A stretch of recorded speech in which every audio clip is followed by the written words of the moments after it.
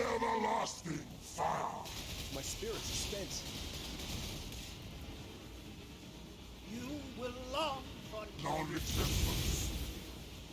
Die.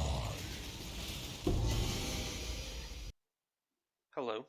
Today I would like to make a quick guide on my Rage Vortex of Berserking character. This character has caught fire with the community, and rightfully so, as it seems like a better version of Cyclone with its massive AoE and quick movement speed.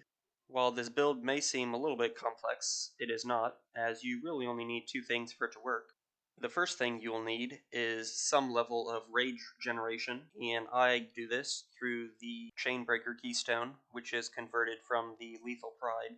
Chainbreaker basically converts your mana into rage regen, so with the few locations where I'm investing into mana, I am getting 12 rage per second, which makes me able to cast Rage Vortex, and it lasts 30 seconds. The two locations where I'm getting mana regen from is only two locations on the passive tree, which isn't very many points invested, and that is with Mana Flows and Revelry. The other location in which I'm getting mana regen from is my gear in my jewelry slots, and that is my rings both have flat mana and mana regen on them, and also I am running at series Foible, which gives a ton of mana. Once again, this allows my Rage Vortex to last 30 seconds, which could be a little bit overkill for some, but there's really not that much invested into mana to get to this level. And also, I want my Rage Vortex to last a really long time because it's kind of clunky to start it up, in that there are a lot of things that snapshot this skill. And while you don't have to snapshot this skill, you'd be losing out on probably 100% damage if you don't. So before I cast Rage Vortex, I have to do three things. And that is, I have to summon my totems, which GGG continue to basically require for all melee builds. And also, I'm using Intimidating Cry. So, before I Rage Vortex, I will slap down my totems, which is giving me my melee damage buff and attack speed buff. And also, I Intimidating Cry for 100% chance to deal double damage. Only then can I Rage Vortex for my maximum amount of damage.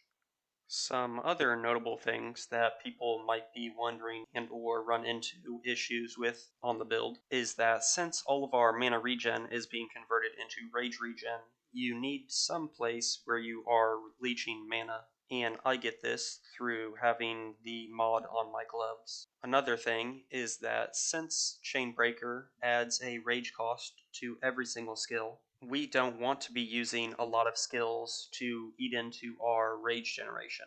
So, for example, I could have put a 6 link in my chest with a cast on crit Cyclone to automate my curse skills, but in doing so, the multiple supports would cause my curses to cost a ton of rage, as supports multiply this rage cost, but also, since Cyclone hits every 0.3 seconds, and it would also cost a lot of rage to use. It would burn up my rage in a couple of seconds, making this option not viable for the Chainbreaker. Although, I'm sure there is a world in which you could use the Combs gloves, which convert your life regen into rage regen, in which you could automate your curses through a cast on crit setup.